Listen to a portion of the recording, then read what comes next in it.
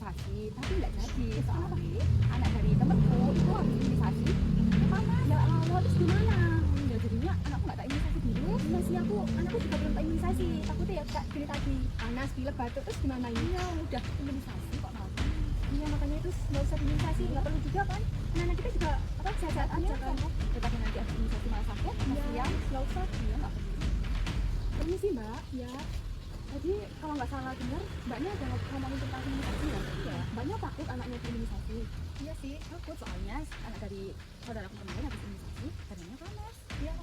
Mbaknya nggak usah seuzon dulu mbak ya, imunisasi juga itu pasti ada manfaatnya juga. Emang mbaknya dari mana kok ngomong kayak gitu? Saya dari rumah sakit mbak, kebetulan saya bidan di rumah sakit dan ini tadi habis posyandu begitu. Jadi gimana? Iya. Ini mbaknya nggak perlu seuzon ya, ini saya ada videonya tentang imunisasi itu. Nah mbaknya bisa lihat dulu ini biar nggak seuzon tentang imunisasi. Saya bukan dulu mbak ya. Ini mbak ya bisa dilihat sini biar nggak seuzon. Halo semuanya, apakah sahabat Bunda tahu bahwa pada tahun 2022, Indonesia berusaha mengejar ketertinggalan melalui kegiatan BIAN, Bulan Imunisasi Anak Nasional. Jadi, apa sih imunisasi itu? Yuk kita bahas sama-sama.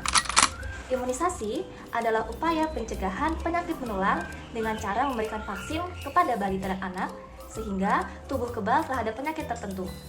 Dalam pemberian vaksin, nggak hanya melalui suntikan saja loh Bunda, tetapi ada juga yang diberikan melalui tetesan ke dalam mulut. Nah, dalam imunisasi ini ada yang namanya imunisasi rutin lengkap. Imunisasi rutin lengkap artinya harus diberikan secara rutin dan lengkap yang dilakukan secara berulang. Apakah sahabat Bunda tahu?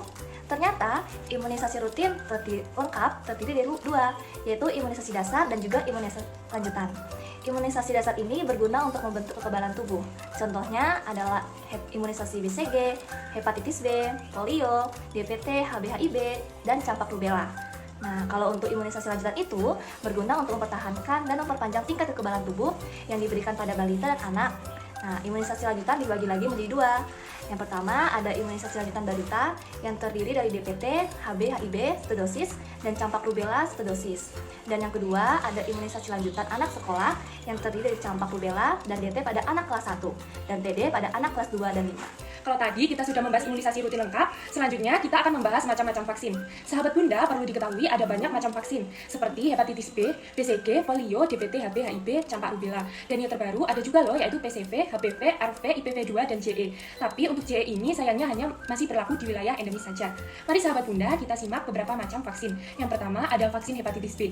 Vaksin hepatitis B ini diberikan sebanyak 3 dosis. Dosis pertama diberikan pada usia 0-7 hari, dan untuk dosis selanjutnya diberikan dengan jarak waktu minimal 4 minggu. Indikasinya adalah untuk mencegah infeksi yang disebabkan semua subtipe virus hepatitis B.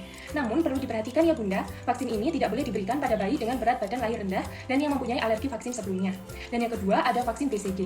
Vaksin ini diberikan hanya 1 kali yang disuntikan secara intrakutan di lengan kanan atas. Vaksin BCG ini diberikan pada bayi usia 0-1 bulan agar si kecil memiliki kekebalan aktif terhadap tuberkulosis. Vaksin BCG tidak dianjurkan pada bayi yang memiliki riwayat hipersensitif terhadap komponen vaksin. Selanjutnya ada vaksin DPT HB/HIB. Vaksin ini hanya diberikan kepada bayi usia 2 bulan dengan dosis 1 kali. Vaksin ini diberikan agar bayi mampu memiliki pencegahan terhadap difteri, tetanus, pertusis atau batuk kerjan, hepatitis B, dan infeksi Haemophilus influenzae tipe B secara simultan. Namun yang perlu diingat Bunda, vaksin ini tidak boleh diberikan apabila bayi memiliki riwayat kejang atau gejala kelainan otak pada saat bayi baru lahir atau kelainan saraf yang serius. Yang keempat, ada vaksin campak rubella atau MR. Vaksin ini diberikan sebanyak 2 kali pada bayi usia 9 bulan dan 18 bulan. Vaksin ini berguna untuk pencegahan measles dan rubella atau penyakit infeksi menular melalui saluran nafas yang disebabkan oleh virus. Imunisasi campak rubella tidak dapat diberikan pada bayi yang memiliki riwayat hipersensitif terhadap komponen vaksin. Yang kelima, ada vaksin PCV atau pneumococcal conjugate vaksin. Vaksin ini diberikan sebanyak 3 kali pada bayi usia 2 bulan, 3 bulan, dan 12 bulan. Pemberian vaksin ini digunakan untuk mencegah penyakit pneumonia. Vaksin ini tidak dianjurkan pada bayi yang memiliki riwayat alergi berat terhadap komponen vaksin PCV 13 atau vaksin yang mendukung komponen difteri seperti pentabio, DT, dan TB.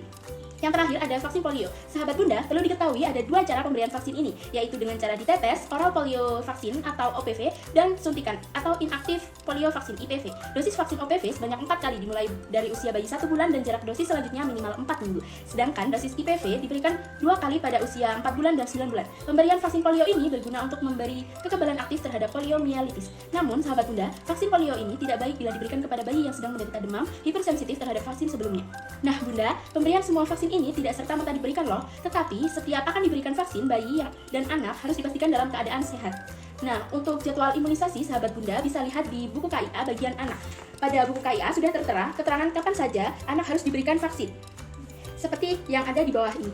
Nah, sudah tahu kan sahabat Bunda keadaan gimana aja yang boleh diberi dan tidak boleh diberi imunisasi, serta jadwal imunisasi rutin lengkap. Ya, sekian penjelasan dari kami. Jangan lupa imunisasi rutin lengkap ya Bunda. Dan ingat, pastikan bayi Bunda telah melengkapi jadwal imunisasi di usia 0-6 bulan guna mendapatkan imunitas dan daya tahan tubuh si kecil. Terima kasih. Oh, gitu. Jadi imunisasi ini aman ya? Iya mbak, aman. Terus kalau ini efek sampingnya gimana? Kalau yang demam itu? Kalau efek sampingnya itu normal banget, setiap imunisasi itu pasti ada efek sampingnya. Nah, efek sampingnya itu nanti pasti bisa diredakan. Nanti pasti setelah mendapatkan imunisasi itu pasti nanti akan dapat obat kok buat meredakan efek samping tersebut. Namun kalau misalkan beberapa hari obatnya juga udah habis, tapi panasnya nggak turun